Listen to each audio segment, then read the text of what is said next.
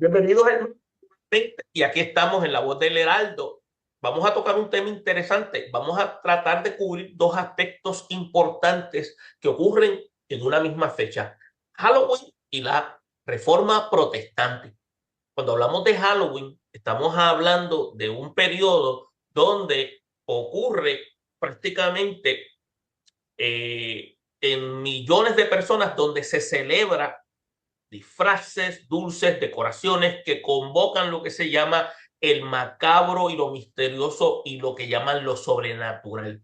Y para muchos creyentes, esta fecha genera lo que se llama muchas preguntas legítimas. Ahora, la pregunta es, ¿debemos participar? ¿Es simplemente una tradición cultural o encierra implicaciones espirituales más profundas?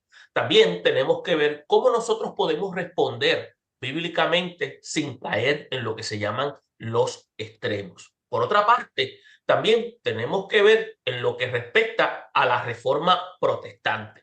Cuando hablamos de la reforma protestante, esta área que está prácticamente hablando sobre cómo la iglesia juega un papel fundamental y cómo nosotros el día 31 de octubre, en el aspecto, en adición a lo que se celebra de Halloween, millones de creyentes conmemoran otro evento de profunda trascendencia, que es lo que se conoce cuando Martín Lutero acabó esas 95 tesis en la puerta de la iglesia de Wittenberg, desafiando las prácticas corruptas y llamando una renovación espiritual basada en la palabra de Dios. Y este acto no solo marcó el inicio de una revolución teológica, sino también que encendió una llama que sigue ardiendo en el corazón de la iglesia.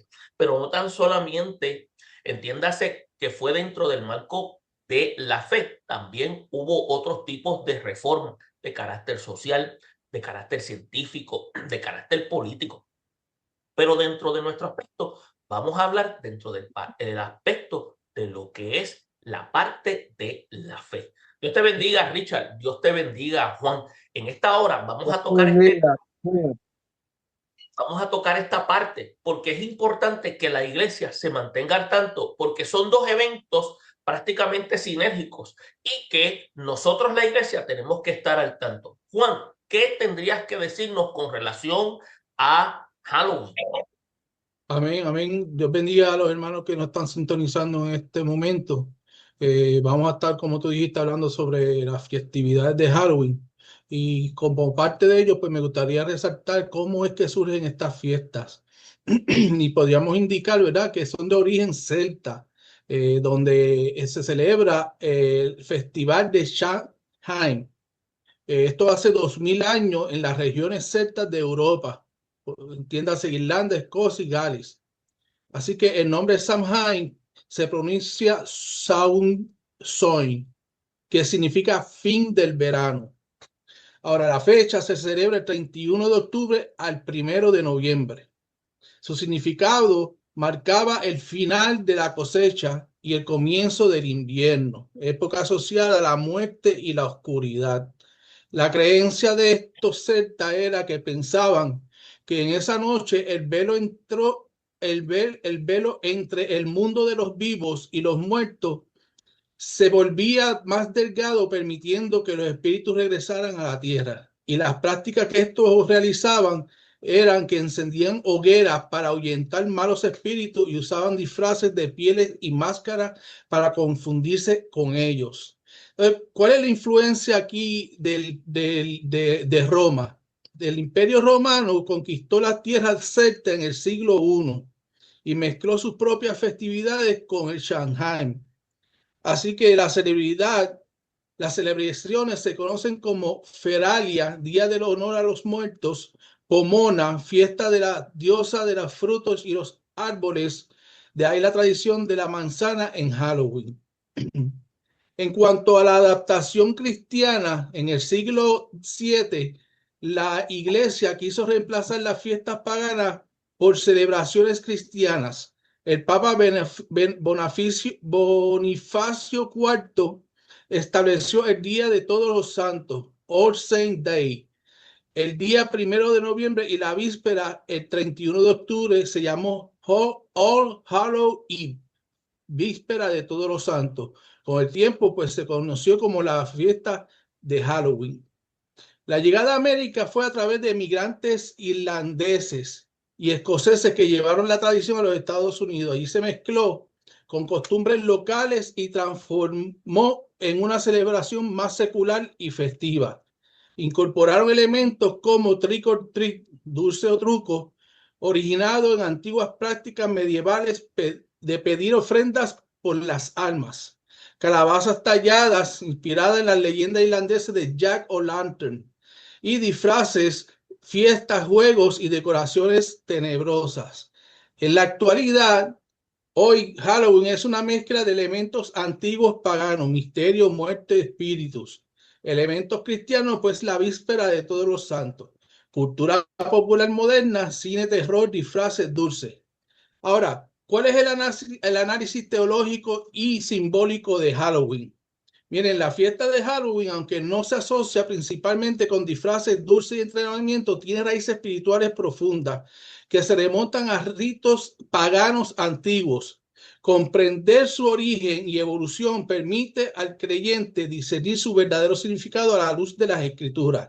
Desde una perspectiva bíblica, el cristiano es llamado a no participar en las obras infructuosas de las tinieblas, Efesios 5:11, sino exponerla y vivir en la luz de Cristo. Así que, ¿cuál es el trasfondo pagano de Samhain y el culto a los muertos?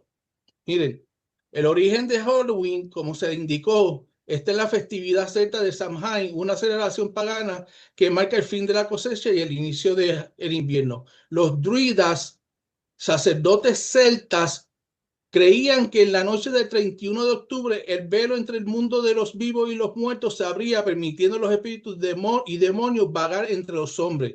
Se encendían hogueras y se ofrecían sacrificios para aplacar a los espíritus. Desde una visión bíblica, esta práctica refleja la idolatría y la comunicación con los muertos, Deuteronomio 18, 10 al 12, cosas que Dios prohíbe expresamente. La cristianización de Samhain o Halloween, con la expansión del cristianismo, la iglesia intentó redimir estas fechas paganas, como se indicó cuando el Papa Bonifacio IV estableció como el Día de Todos los Santos. Aunque la intención era reemplazar el paganismo con devoción cristiana, muchas costumbres paganas persistieron, quedando en una mezcla entre lo santo y lo profano. Esta muestra el peligro del sincretismo religioso cuando el pueblo de Dios adopta prácticas del mundo bajo una apariencia de religiosidad.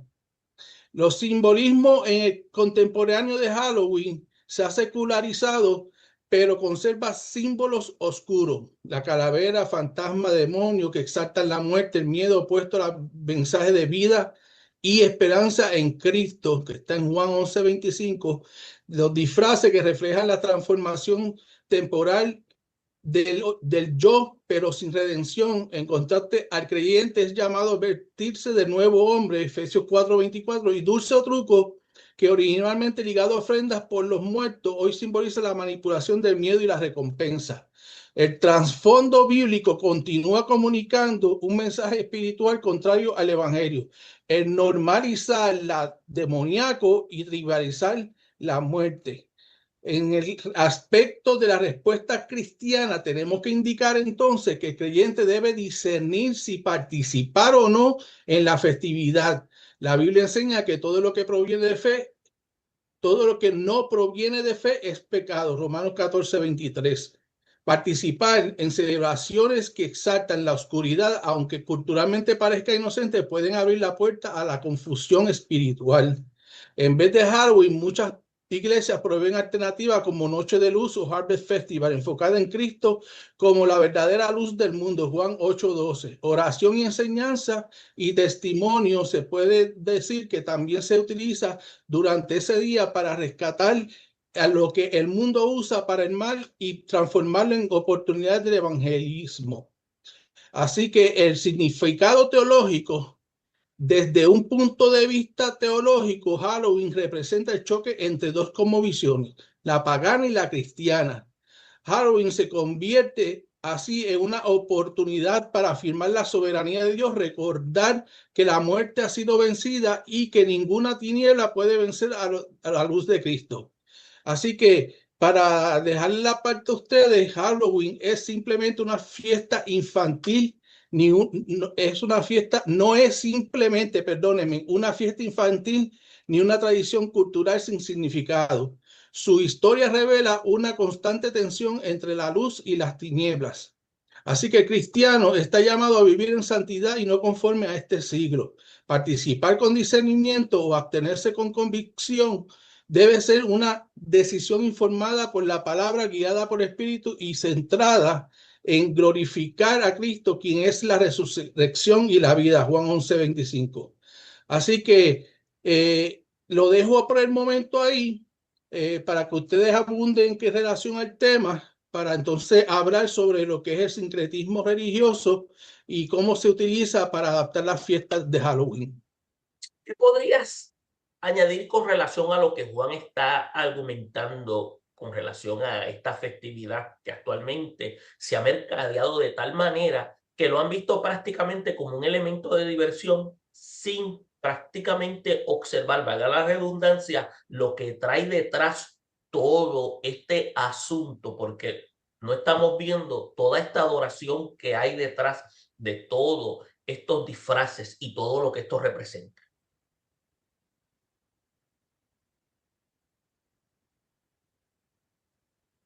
¿A quién se dirige la pregunta? Sí, a Richard.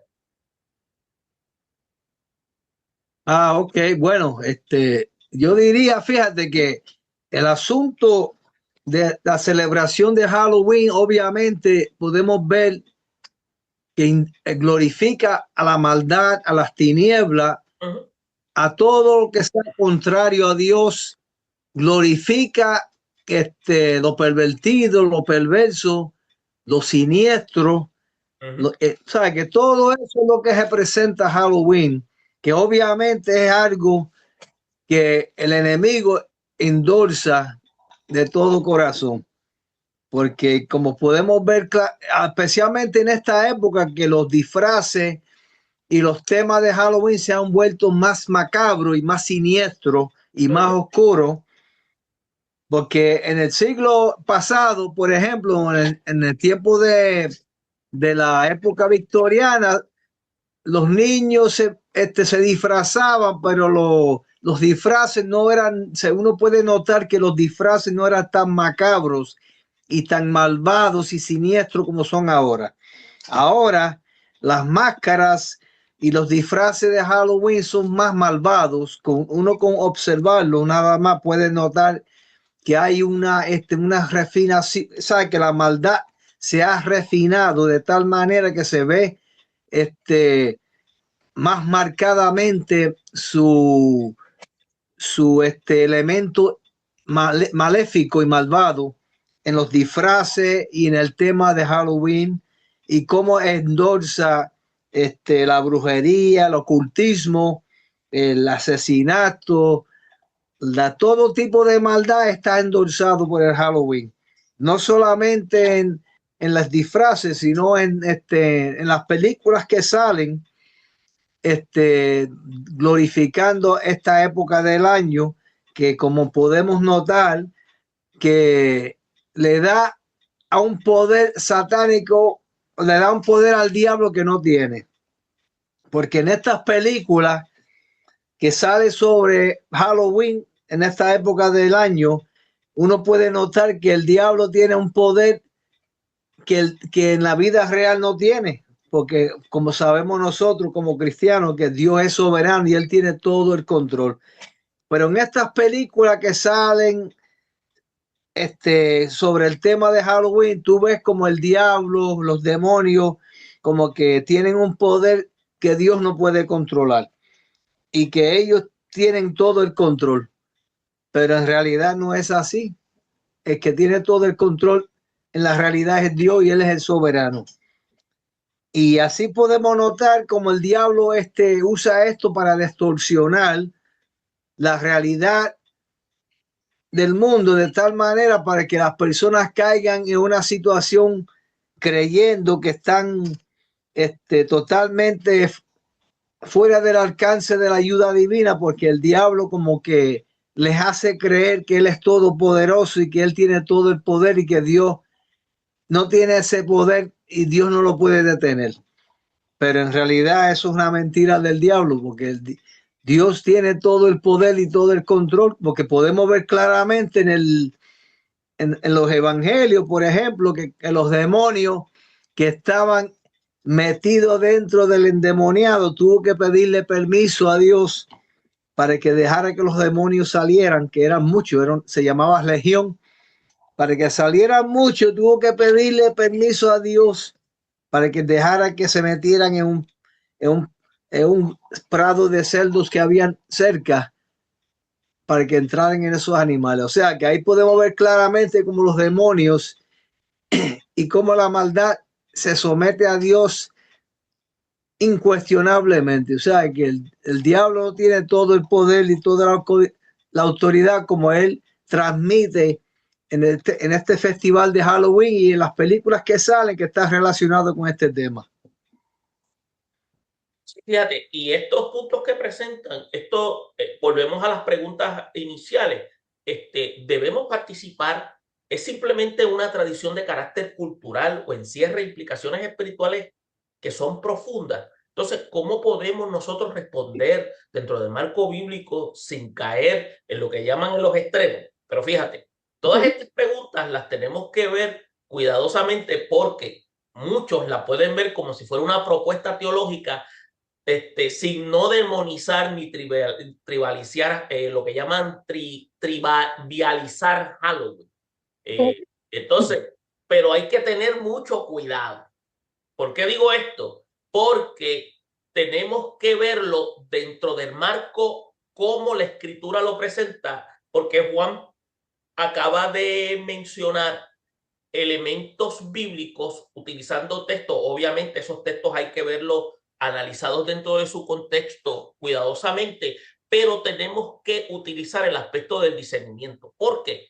Porque dentro de la perspectiva bíblica tenemos que explorar tanto, como decía Juan, el origen de la festividad, sus símbolos, su impacto de la cosmovisión, cómo lo ve la iglesia y cómo puede convertirse en una oportunidad, pero también tanto una oportunidad para enseñar, para discernir, para testificar la luz del evangelio en medio de las tinieblas culturales. Fíjate, hoy yo estaba caminando y vi en un hogar una pancarta que tenía lo que se llaman las calabazas, pero decía: Cristo salvó este hogar. Nosotros no necesitamos Halloween. Es un mensaje que es de impacto y a la misma vez está transmitiendo que, dejando saber que en ese hogar Halloween no tiene oportunidad. Por eso es que cuando se está mencionando que tiene raíces en la festividad celta de Samaín, está indicando que marcaba prácticamente lo que dijo Juan, el final de la cosecha y el inicio del invierno, porque se creía que esa noche los espíritus de los muertos, ¿qué hacían? Regresaban al mundo de los vivos. Esas mentalidades todavía siguen actualmente y que con la llegada de la fe, la iglesia instituyó el Día de Todos los Santos. Por eso es que el día siguiente, el 1 de noviembre y la víspera de lo que se llama All Hallows Eve, viene siendo como una forma de lo que se llama redimir y cristianizar la celebración. Por eso es que nosotros tenemos que estar informados de eso. Ahora, ¿qué es lo que nosotros tenemos que conocer?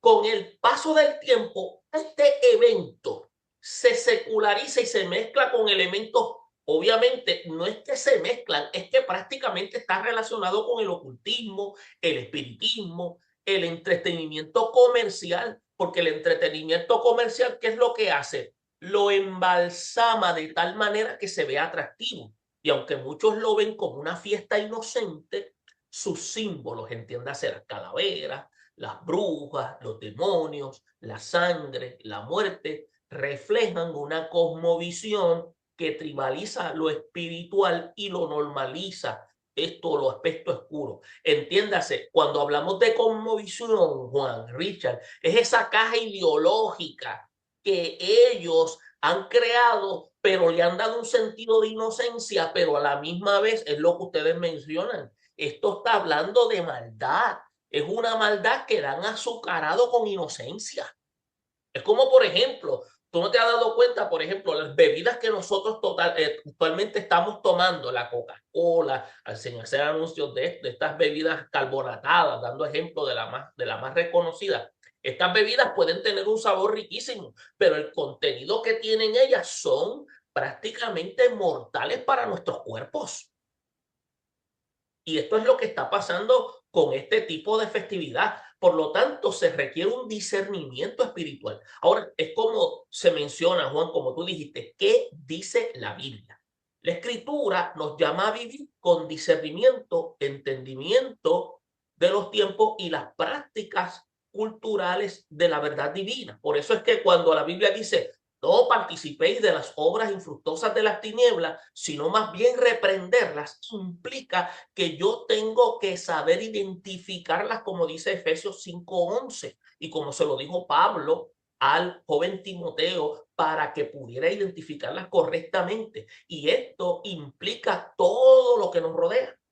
El apóstol Pablo en la iglesia, cuando le escribe a Roma, dice, no conforméis a este siglo, sino transformaos por medio de la renovación de vuestro entendimiento. Por lo tanto, tiene que haber una actualización constante de nuestra forma de pensar a la luz de la palabra de Dios conforme a lo que Dios estableció en el reino. Y a la misma vez, Pablo dice, tenemos que examinarlo todo, retener lo que es bueno y abstener de toda especie de mal. Entonces, cuando vemos esto, estos textos nos enseñan que nos invitan a evaluar símbolos, mensajes y efectos espirituales en todos los aspectos dentro de sus contextos.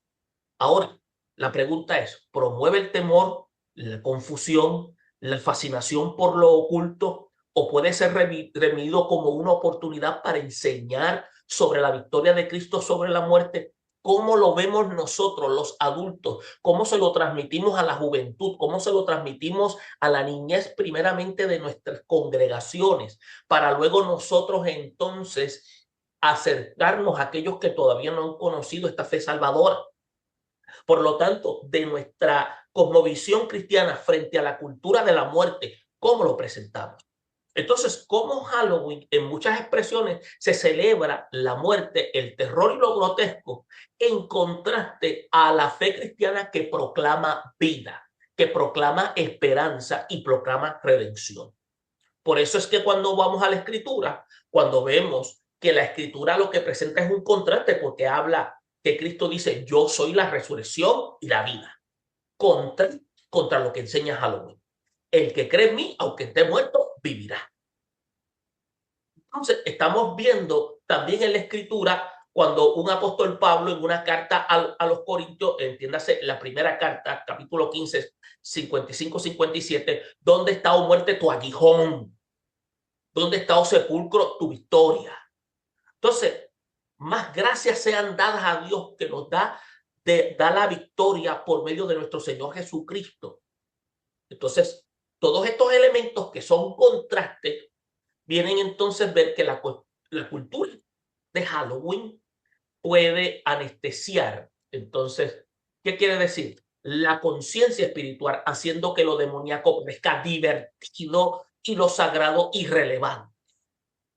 Entonces, como nosotros, como creyentes y aquellos que trabajan en el campo de la educación y los líderes, debemos enseñar que la muerte no es un juego y que el mundo espiritual es real, pero está bajo la soberanía de Cristo. Por eso es que surge la pregunta, ¿participar o abstenerse? Hay tres posturas cristianas. Sí, dentro del cristianismo hay tres enfoques comunes hacia Halloween. Rechazo total, redención cultural y participación crítica. ¿Por qué? Porque algunos creyentes optan por no participar en lo absoluto, considerando como una celebración pagana incompatible con la fe. Y esto es una postura que enfatiza la santidad y la separación del mundo, según 2 Corintios 6, 14, 17. Y cuando se habla de redención cultural, está hablando que otros buscan redimir la fecha organizando actividades alternativas como Noche de Luz, festividades cristianas o evangelismo en las calles. Otras posturas se basan en la idea de ser luz en medio de las tinieblas, como lo indicó el evangelista Mateo en el capítulo 5, 14 al 16. Y la participación física. Algunos cristianos permiten cierta participación. Mírate esto.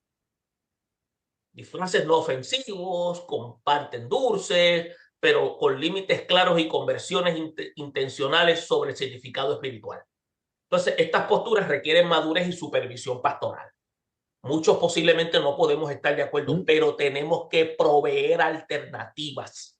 Por eso es que cada postura tiene méritos y riesgos. Lo importante es que cada decisión se tome con oración, con visión bíblica y sensibilidad cultural. Por eso es que Halloween, como una oportunidad pedagógica para los educadores teológicos y líderes congregacionales, Halloween puede ser una plataforma para enseñar la realidad del mundo espiritual, el poder de Cristo sobre las tinieblas y el discernimiento entre lo santo y lo profano y la esperanza de la resurrección. Entonces tenemos que verlo de una manera bien clara. Juan, tú ibas a hablar con relación al sincretismo. ¿Qué tendrías que mencionar? Con relación a lo que tú has dicho, a mí pues lo que me preocupa es que el cristiano no caiga en un sincretismo religioso. Esto puede ser utilizado, ¿verdad?, para adaptar la fiesta de Halloween en el cristianismo evangélico. Mire, lo que podemos decir es que el sincretismo religioso es la mezcla o fusión de creencias, prácticas, símbolos de diferentes religiones o sistemas espirituales con el fin de crear una forma de adoración o tradición que combine elementos incompatibles entre sí. Y esto podemos saber, como ya se ha dicho, que esto fue insertado a través de Roma, entiéndase la Iglesia Católica. En el término simple, es cuando lo santo se mezcla con lo profano, lo verdadero con lo falso o la adoración a Dios con costumbres provenientes de culturas paganas seculares. Por eso yo estoy de acuerdo que, como tú dices, de que deben haber opciones para uno quizás llevar el alcance o explicar qué significan las festividades o de alguna forma mantener a los niños fuera de quizás estas festividades para que estén seguros en un área específica de las cuales no sean atacados por el enemigo de las almas.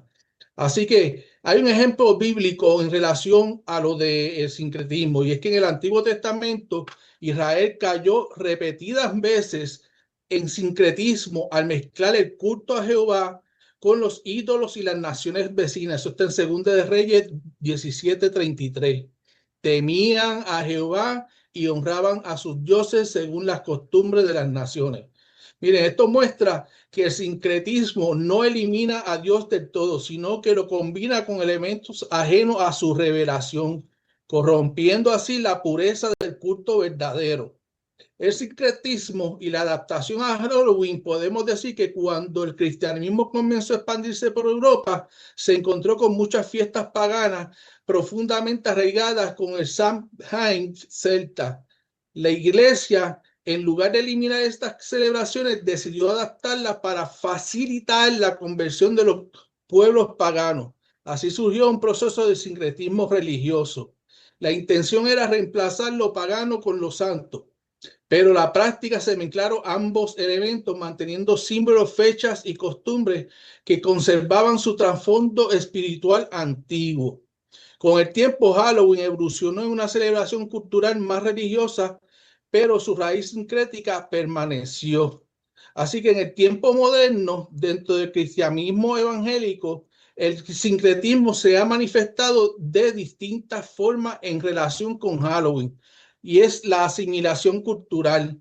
Algunas iglesias o creyentes adoptan Halloween como una fiesta inofensiva, centrada en disfraces y dulces, sin percibir su trasfondo espiritual. Por eso tenemos que examinar a través de la luz de la palabra de Dios qué significa o cómo es que podemos llevar a cabo un proceso o un método para traer las personas a la iglesia sin que caigamos, ¿verdad?, en este tipo de confusión. De confusión, exacto. Aunque se argumenta que es solo diversión, esta postura trivializa símbolos y prácticas asociados al miedo, la muerte, el demoníaco, temas que la Biblia presentan como realidades espirituales serias.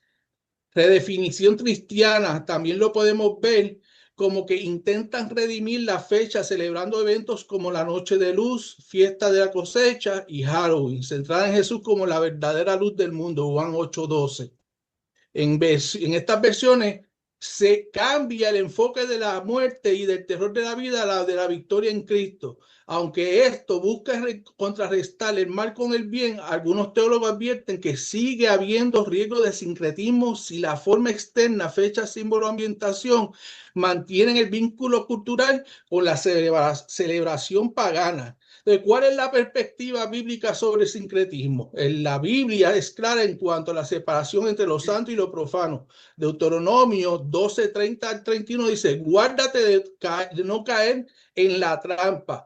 No preguntes cómo servían estas naciones a los dioses, diciendo: así haré yo también. Y Corintios 6, segunda de Corintios 6, 14-17 nos dice: ¿qué comunión tiene la luz con las tinieblas? Por tanto, salid de en medio de entre ellos y apartaos, dice el Señor. Por lo tanto, el cristianismo no debe mezclar la adoración a Dios con prácticas de origen oculto o idolátrico, aunque se representen bajo apariencia cultural o festiva.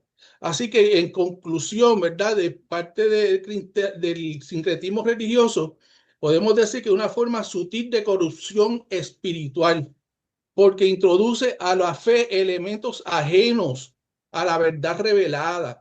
En el caso de la Halloween, su adaptación dentro del cristianismo evangélico debe evaluarse con discernimiento, como dijiste tú. Si el enfoque está centrado en Cristo y su luz, puede servir como oportunidad evangelística, pero si mantiene los símbolos de oscuridad y muerte, se incurre en una mezcla incompatible con el evangelio. Así que el apóstol Pablo exhorta: no os conforméis a este siglo, sino transformados por medio de la renovación de nuestro entendimiento. Romanos 12:2. El llamado al creyente es santificar el tiempo y las tradiciones, no al absorberla sin discernimiento, sino a transformarla bajo la autoridad de Cristo, quien venció las tinieblas y reina sobre la celebración y vida cultural. Pues esa es mi preocupación en cuanto a esta parte de lo que estamos discutiendo sobre el Halloween, porque no podemos, aunque parezca algo que podría servir para un fin bueno, es imprescindible el que no caigamos por mantener ese tipo de pensamiento en lo que es idolatrar eso sería sin intención, ¿verdad? Que eso sería, aunque sea sin intención, no deja de ser, de tener una responsabilidad sobre la persona que permita que el Halloween se celebre como parte de las tradiciones dentro de la cultura evangélica. Así que le paso a ustedes. Pues fíjate, eso que tú mencionas nos lleva a nosotros a una oportunidad para testificar, o se llama, con amor y sabiduría de la palabra de Dios, en lugar de entonces condenar. Tenemos que entrar a lo que tú prácticamente podrías decir, entrar al diálogo, compartir la verdad y mostrar con fe cristiana, porque entonces podemos ver que a través de estos eventos vamos a hacer una invitación a vivir con libertad y plenitud, para mostrarle a ellos que nosotros no andamos en muerte, sino que andamos en vida, mostrándole evidencia, sacándolos de estos conceptos. Y es un reto, porque fíjate, como la palabra dice, tenemos que andar sabiamente para con los de afuera, redimiendo el tiempo, que vuestra palabra siempre sea de gracia. Entonces podemos entonces ofrecer la alternativa. Entonces que nuestra casa sean espacios seguros, simplemente no para un diálogo somero, sea un diálogo profundo con los vecinos, dándoles lo que es significado de la vida, significado de la muerte, dentro de la perspectiva de la fe. Por eso es que entonces, aunque Halloween ha tomado cierta ventaja, nosotros le vamos a presentar la ventaja y la oportunidad de la palabra. ¿Para qué? Para presentarle lo que tú acabas de mencionar, Juan, y como tú decías y como dice a través de la palabra, porque eso es lo que señalaste, la realidad del mundo espiritual, el poder de Cristo sobre las tinieblas. Y esto es sumamente importante.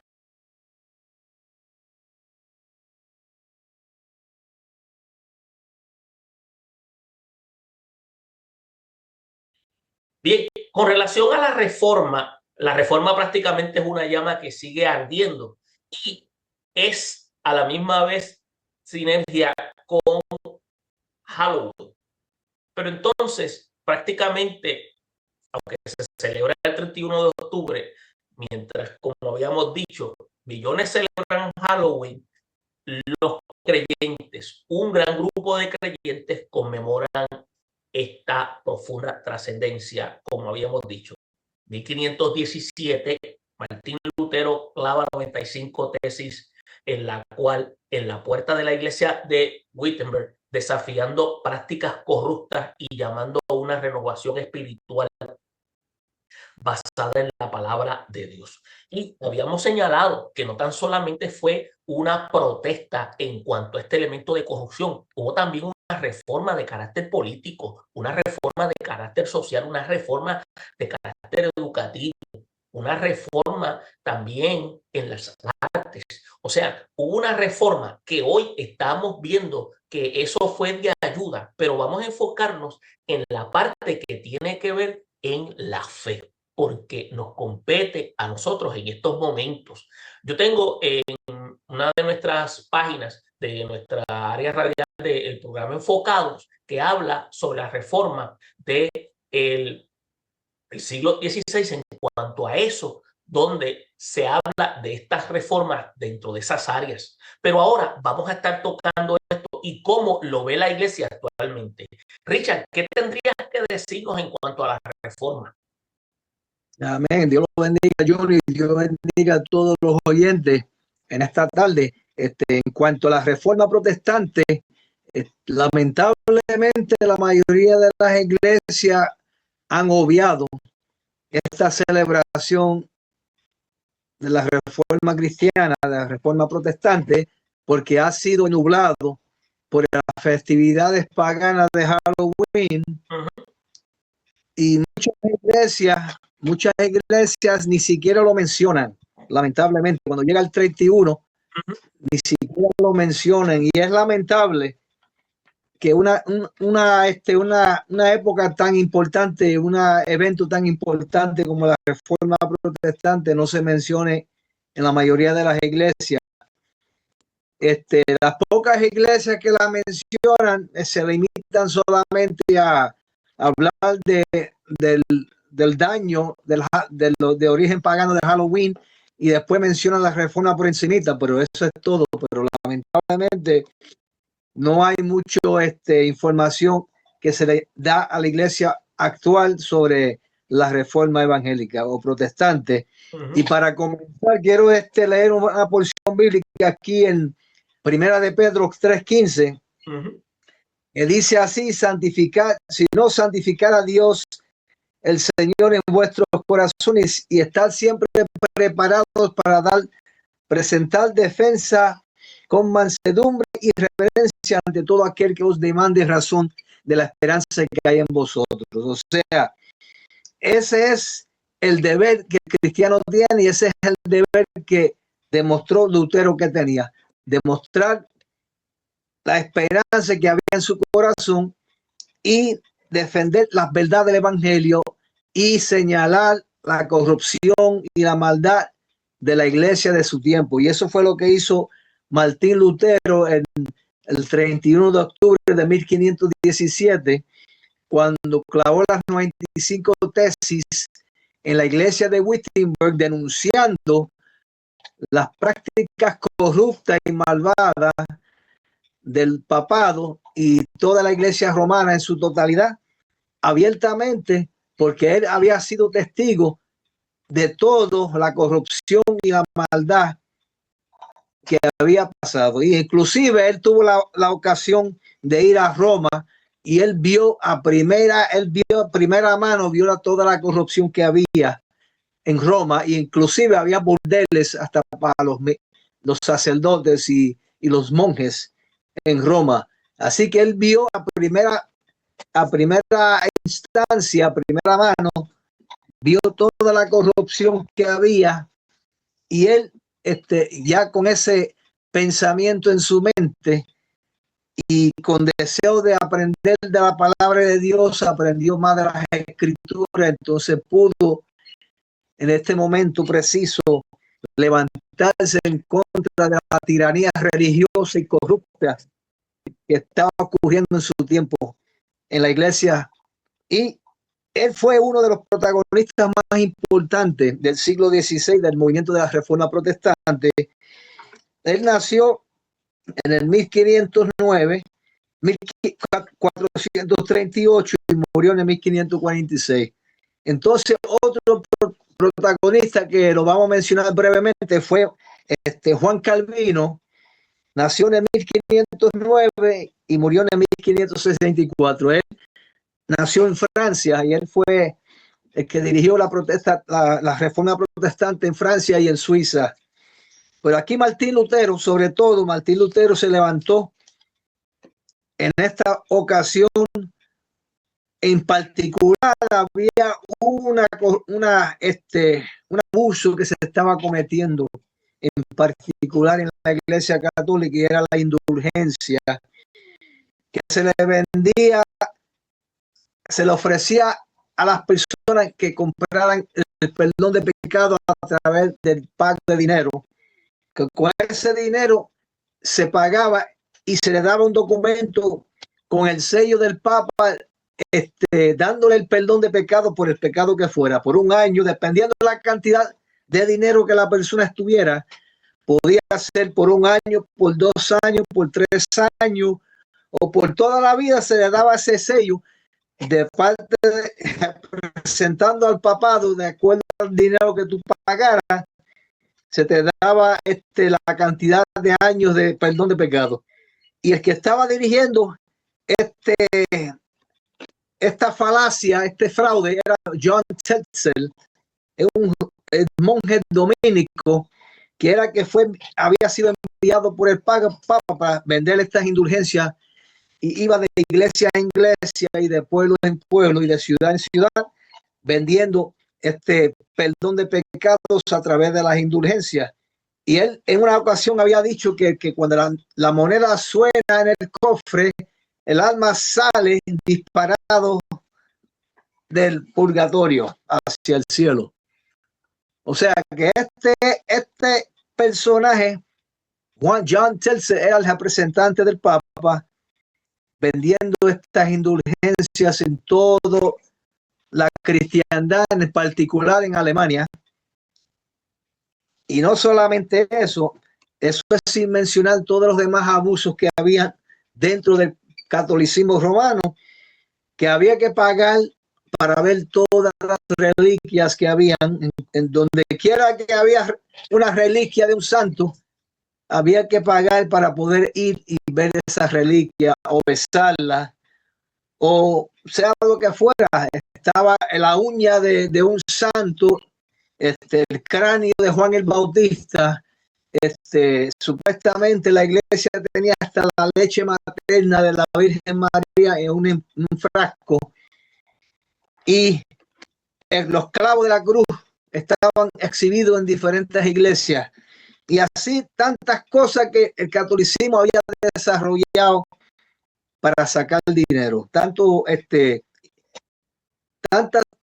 objetos que la iglesia había inventado con el fin de sacar dinero, incluyendo las indulgencias.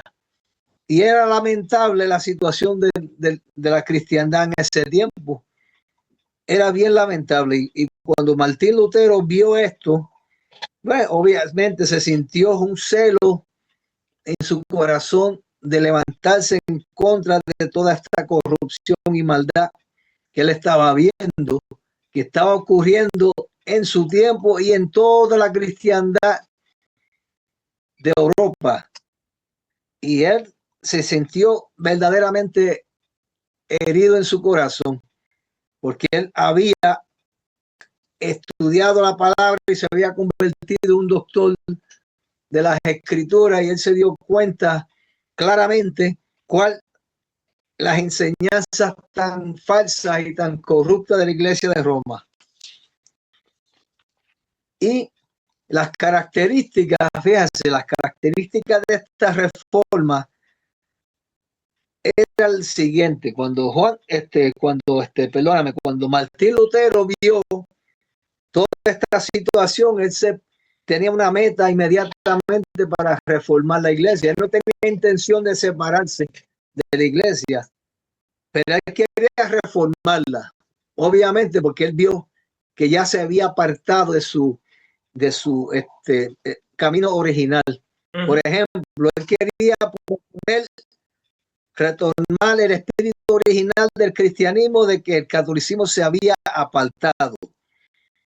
Primero. Segundo, considera que solo a través, quería señalar que solo a través de las escrituras se puede comprender la verdad de Dios, sino a través de las tradiciones humanas.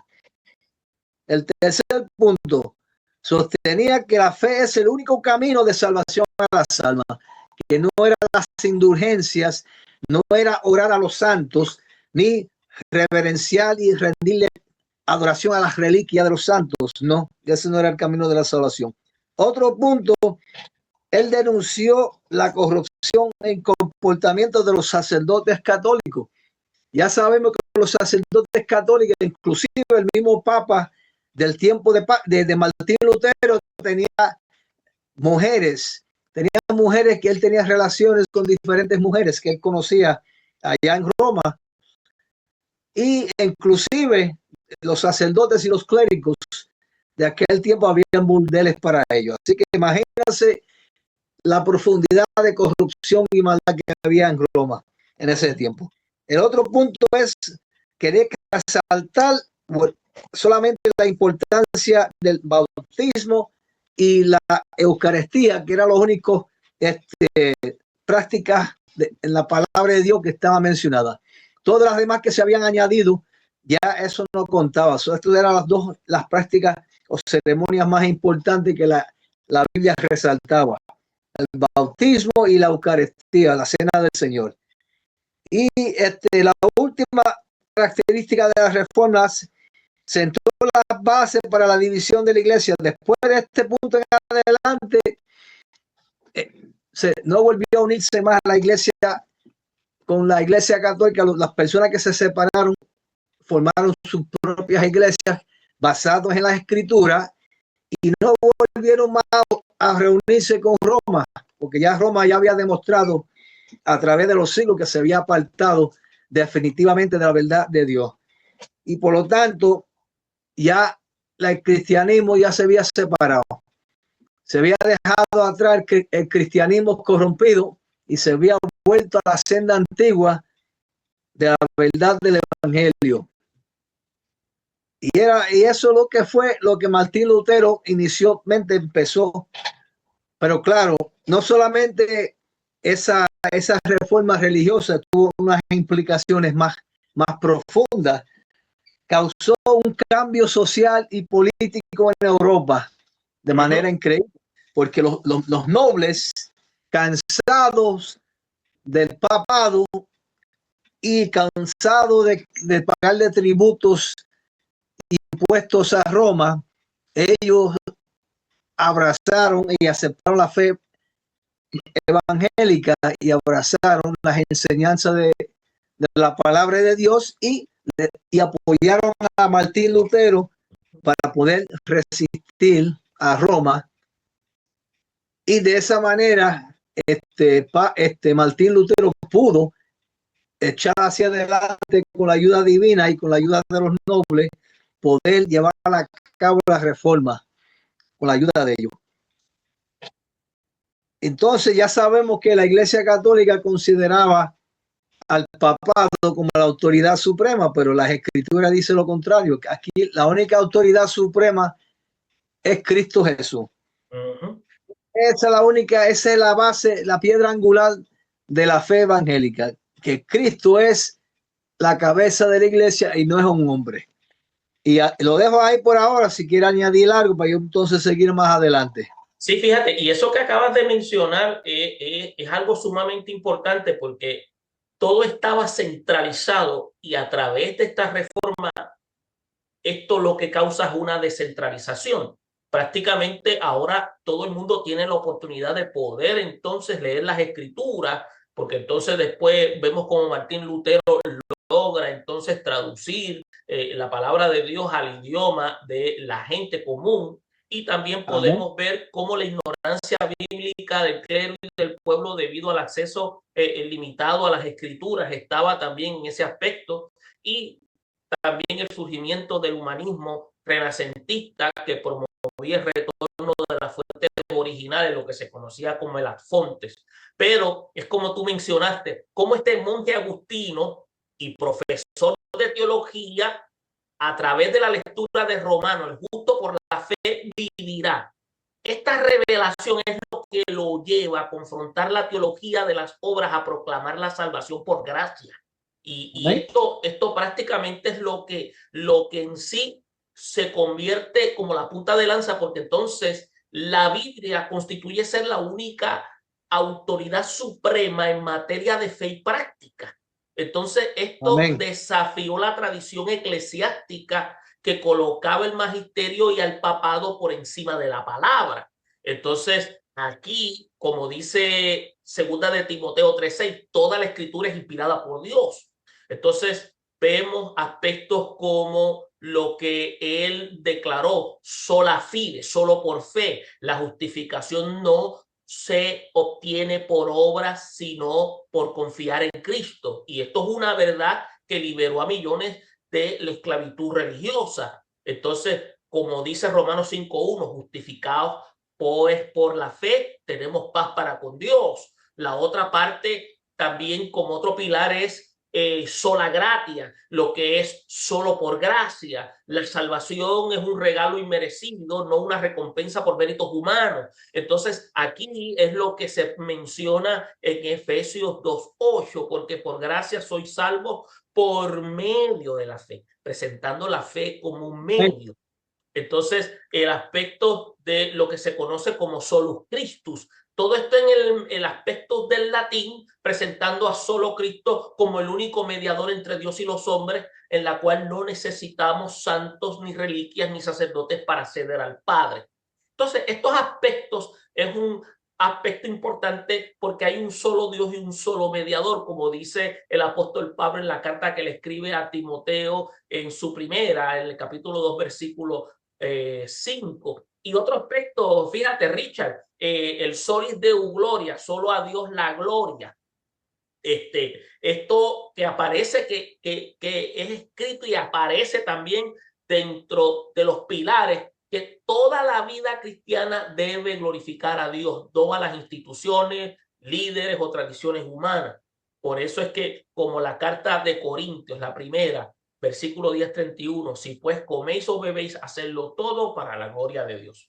Entonces, esto tiene lo que se llama un impacto escatológico, una iglesia reformada, como dice, siempre reformada. Por eso es que la reforma no solo cambió doctrina, sino también la estructura y la misión de la iglesia. Promovió la predicación expositiva como centro de culto, tradujo las lenguas vernáculas, democratizando el acceso a la palabra, enfatizó el sacerdocio a todos los creyentes, como declara el apóstol Pedro en su primera carta en el capítulo 2, versículo 9, rompiendo jerarquías opresivas. También se desarrollaron confesiones de fe y catecismos para enseñar doctrinas sólidas.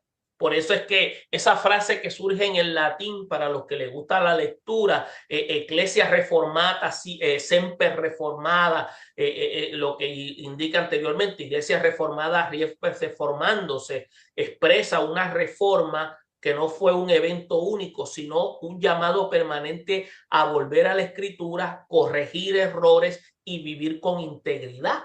Entonces, esto es importante porque hay una relevancia contemporánea. Entonces, la pregunta es, ¿por qué importa hoy la reforma? Pues prácticamente porque en un mundo marcado por el relativismo, sincretismo, como hablaba ahorita Juan, y superficialidad espiritual, los principios de la reforma son marcados y son más necesarios por lo que se menciona a través de la reforma. Sola escritura, sola fide, sola gratia, solo Cristo, solideo gloria. ¿Por qué? Porque eso nos llama vivir para protegernos del emocionalismo y las doctrinas falsas, se nos libera del legalismo y del activismo religioso, se nos recuerda que somos salvos por la gracia y no por nuestra propia perfección, que no tenemos ninguna, sino por la misericordia divina, que solo Cristo es el centro del evangelio y que Dios nos llama a entender que la gloria siempre es para Él.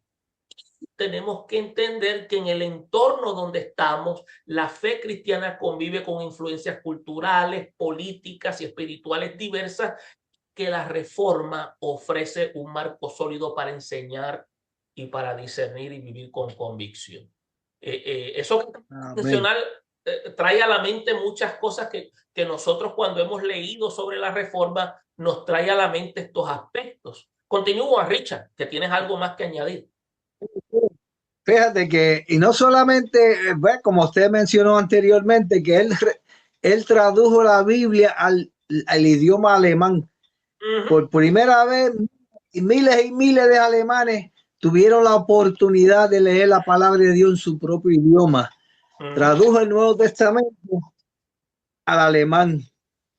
Y así el pueblo de alemán pudo leer las escrituras, las enseñanzas de la palabra de Dios en su idioma maternal por primera vez. Exacto, sí. Y no solamente eso, que entonces él enfatizó que el matrimonio era un estado honorable, y muchos sacerdotes, incluyendo él mismo, él que era monje, se casó porque eso era un estado legítimo y normal para un hombre. Entonces eso lo enfatizó a él, y muchas personas saliendo de la esclavitud del celibato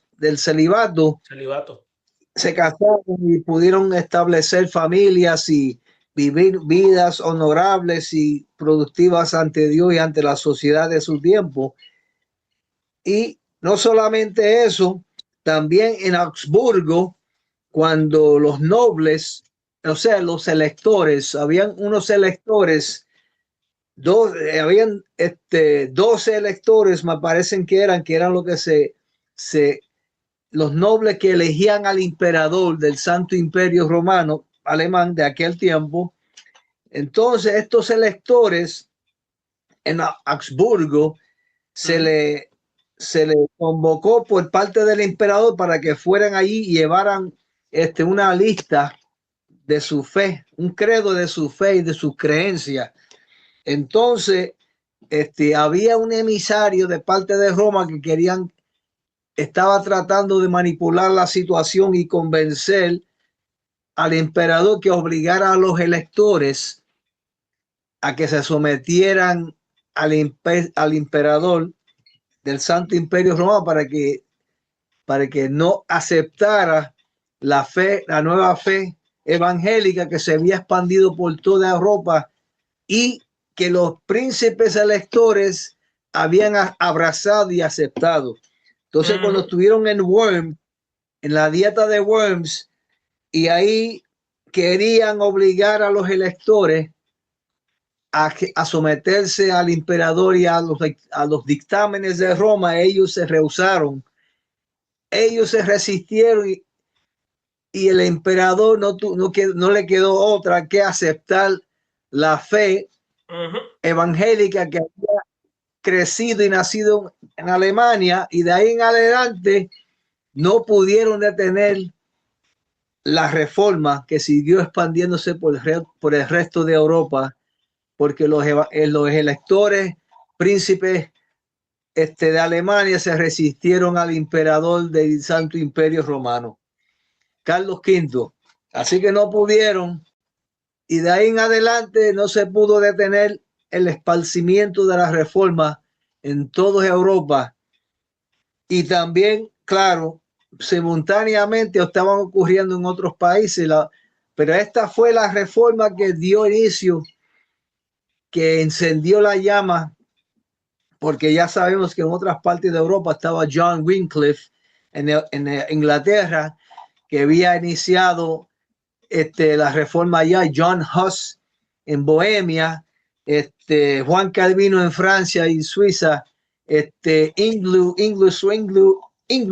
Zwingli de Suiza, y todas estas personas en conjunto, unidos por un mismo espíritu, fueron expandiendo el mensaje de la reforma y de la verdad evangélica por toda Europa hasta el día de hoy, que hemos recibido los beneficios de esa reforma, y esa reforma que nos sacó de las tinieblas al cristianismo que había caído y nos ha puesto nuevamente en la luz del evangelio.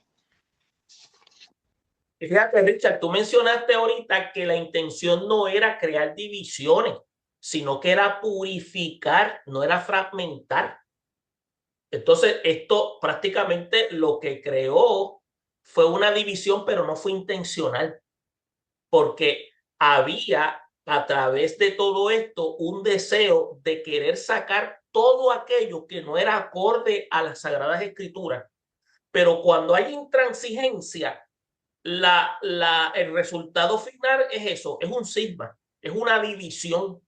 Por eso es lo que la palabra de Dios dice, esforzarnos para mantener la unidad del espíritu en el vínculo de la paz. Esa era la intención de Martín, pero eso no se dio. Exacto. Por eso es que la unidad no significa uniformidad, pero sí compromiso con la palabra. Significa respeto mutuo y colaboración en la misión. Pero estamos viendo a través de la historia que eso no se pudo lograr porque las intenciones del papado, las intenciones de los que estaban en poder eran otras. Exacto.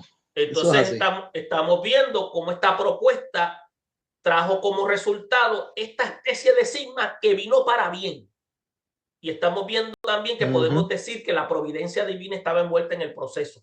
Entonces, en esto trae un aspecto de que la reforma no fue solo una protesta, sino una proclamación que la verdad de Dios, que no puede ser lo que se llama encadenada, que la gracia es suficiente y que la escritura es la luz que guía al pueblo y que después de 500 años sigue ardiendo. Y es lo que eso hace. Y que lo que mencionaste tú anteriormente, ¿por qué las congregaciones no hablan de esto? No importa que no seas de iglesia reformada, pero tenemos que hablar porque hay momentos donde tenemos que ser reformados constantemente. Por eso es que se habla de la renovación del pensamiento. Eso es una forma de reformarnos. Eso es así. Es una forma de volver nuevamente a la escritura para ir conforme a lo que Dios ha establecido. Y no lo estamos haciendo.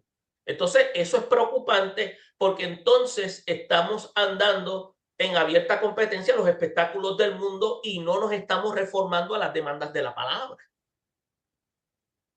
¿Qué más que quieres señalar? Eso es así. Fíjate, esto es lamentable que las iglesias hoy en día, porque aún cuando yo era adolescente y estaba un joven en la iglesia, bueno, nunca supe nada de las reformas, sino hasta que después que yo mismo, por investigación personal y lectura, me di cuenta. Pero dentro de las iglesias, especialmente las iglesias pentecostales, no lo mencionaban nada de las reformas, nada. No me acuerdo, realmente no me acuerdo. Yo recuerdo mi pastor Juan Pérez Torres, que es de Iglesia Pentecostal, él trajo la película de Martín Lutero que hablaba sobre la reforma.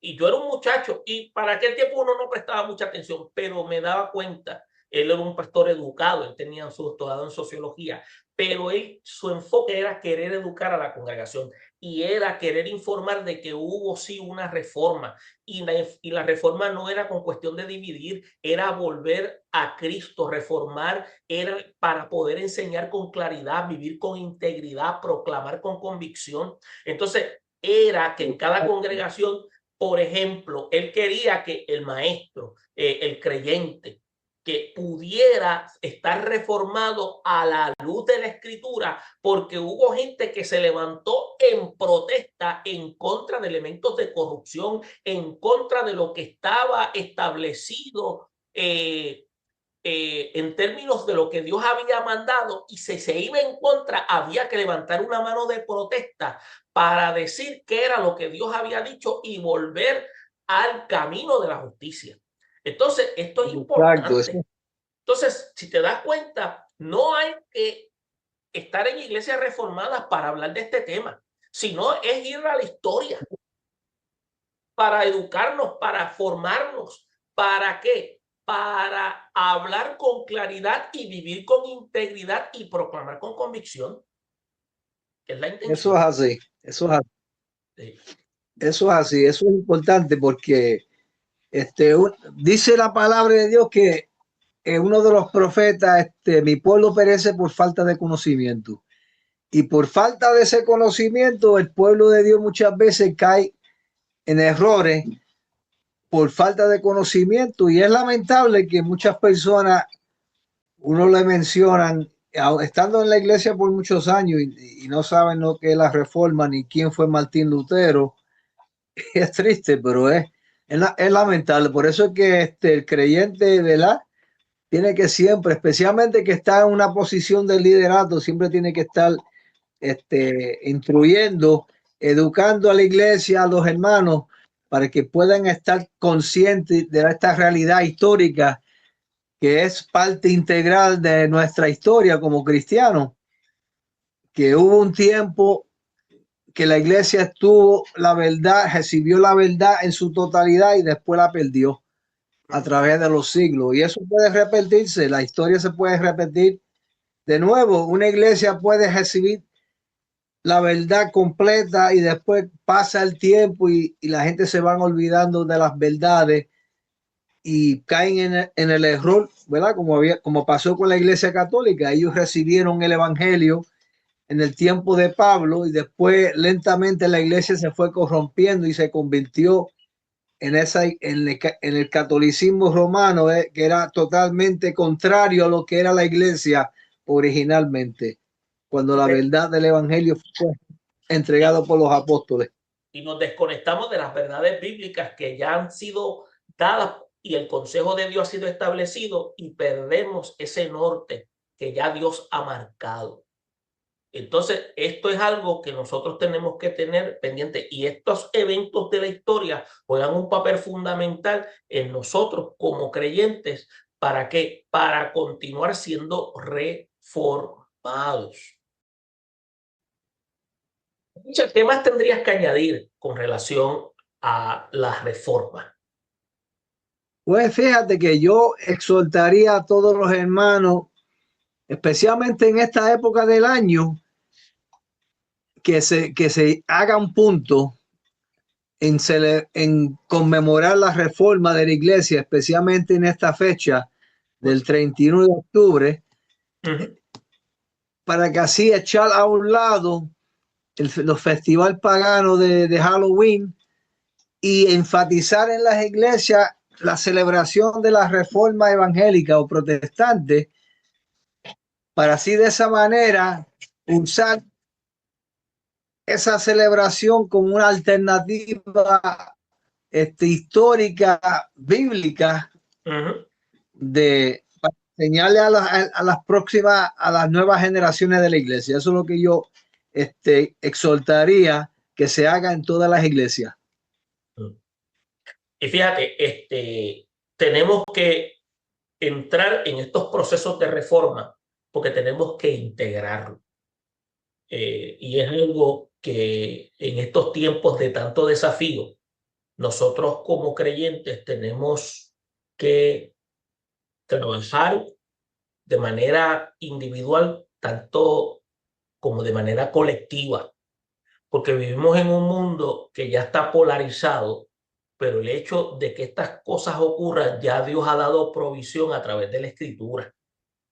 Y Exacto. tenemos que entonces despertar conciencia. Por eso es que a través del magisterio de la iglesia, a través de la función pastoral, nosotros entonces tenemos que ir promoviendo de la misma manera que estas festividades, tanto como el Halloween, se encargan de comercializar. Nosotros somos entonces responsables de promover que la iglesia siga en proceso de reforma a la palabra de Dios para desarrollo y crecimiento, para una vida de unidad y sobre todo viviendo bajo el consejo divino, basado en las promesas que ya Dios ha dejado. Por eso podemos decir, para ya concluir, que entre las tinieblas y la reforma hay una llamada profética a la iglesia.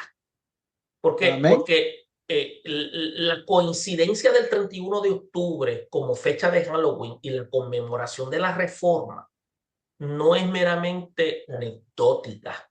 Es una oportunidad providencial para la iglesia para que reflexione sobre dos realidades que se entrecruzan. La cultura que celebra las sombras y la fe que proclama la luz.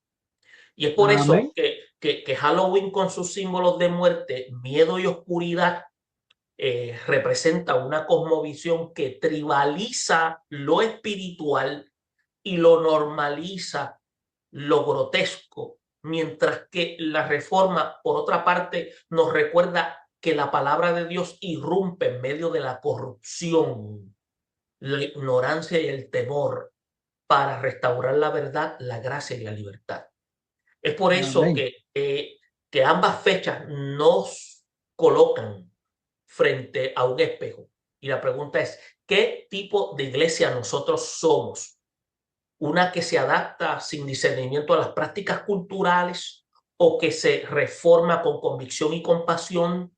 ¿O una que calla ante el avance del relativismo espiritual o una que proclama la soberanía de Cristo sobre la cultura? Entonces, Amén. si Halloween nos desafía a no ignorar el mundo espiritual ni a desafrasar el evangelio, nos llama a discernir y enseñar y testificar. No se trata de condenar a quienes participan, sino de ofrecer una alternativa que ilumine. Por eso es que la reforma lo que hace es que nos recuerda que la iglesia debe estar en constante renovación, volviendo a la escritura, corrigiendo Amén. errores, proclamando la salvación.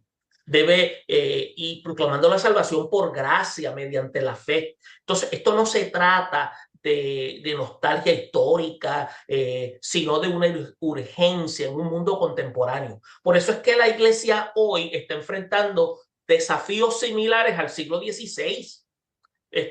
Confusión doctrinal, hay superficialidad espiritual, hay dependencia de estructuras humanas y una cultura que busca sentido en lo oculto, lo emocional o lo comercial. Es lo mismo, lo único que está en avanzada. Entonces, en este contexto estamos viendo cómo Halloween y la reforma se convierten en símbolos opuestos. Entonces, uno representa la cultura de la muerte, el otro la proclamación de la vida eterna. Uno celebra el disfraz, el otro revela la verdad. Uno entretiene con temor, el otro libera con fe. Entonces, Exacto. ¿qué sucede? Tenemos que discernir con sabiduría. No todo lo cultural aparenta ser maligno, pero tampoco todo lo popular es inocente. Es la cosa. La iglesia debe enseñar a sus miembros a evaluar las prácticas culturales a la luz de la Biblia sin caer en legalismo ni permisividad. Halloween puede ser una oportunidad para hablar sobre el mundo espiritual, la victoria de Cristo sobre la muerte y la necesidad de vivir en santidad. Por eso es que tenemos que reformarnos con convicción. Por eso es que reformar no terminó en el siglo XVI. Hoy necesitamos reformar nuestra enseñanza, nuestra estructura, nuestras prioridades, volver a la escritura como autoridad suprema, volver a la gracia como fundamento. Tenemos que volver a Cristo como centro, volver a la gloria de Dios con propósito. Tenemos que reformar, no es dividir, purificarnos. Tenemos que volver en estos términos sin destruir, sino para edificar. Entonces, la iglesia debe ser luz en medio de las tinieblas. Por eso es que en Halloween puede abrir puertas a ofrecer recursos, enseñar, dramatizar la historia de la reforma y mostrar que la fe cristiana no es aburrida ni represiva. Amén. Es liberadora, es transformadora. La reforma puede celebrarse con gozo, con profundidad y vivir con coherencia. Eso se llama testificar con creatividad. Por eso es que tenemos que ver que la reforma nos enseñó que la unidad no se basa en estructuras humanas, sino en la verdad compartida. En los tiempos de polarización, la iglesia debe buscar la unidad en la palabra, en la misión y en el amor. Por eso es que Halloween puede dividir opiniones, pero la reforma nos llama a caminar juntos en la verdad. Por eso es que hay un desafío para la iglesia. Y el desafío viene siendo que cada congregación, cada líder, cada creyente se haga la pregunta: ¿estoy discerniendo con sabiduría? ¿Estoy reformando mi vida y mi ministerio? ¿Estoy testificando con creatividad y compasión? ¿Estoy buscando la unidad a la verdad? Por eso es que este 31 de octubre no sea solo una fecha en el calendario, sino un llamado profético a ser iglesia en medio de las sombras, proclamando a la luz del evangelio con convicción, con claridad y con esperanza. Por eso es que la reforma continúa. Eso es así. Brilla en medio de las tinieblas. Por eso es que, fíjate, Dios nos ha llamado que, como habíamos dicho, ante una palabra relevante en un mundo relativo, con el objetivo de traer argumentos absolutos, sostenidos a través de la palabra de Dios. Amén. Y ese es el propósito. Bueno, Richard, creo que concluimos y hemos podido cubrir tanto lo que representa Halloween con Juan, que tuvo que partir pues tenía un asunto, y contigo, Richard, que hablaste de la reforma y presentaste todos los puntos importantes, y se hizo al final ese resumido porque tenemos que ver los contrastes. El Halloween que representa la oscuridad y la reforma que trae luz en la persona de Jesucristo. Bueno, esperamos que la audiencia pueda entonces entrar en reflexión y a la misma vez la iglesia, que ahora se lanza un desafío y que pueda analizar las preguntas que hemos presentado. Bendiciones y será hasta la próxima, Richard. Nos veremos con otro tema de importancia. Dios te bendiga. Dios bendiga a todos. Dios le bendiga.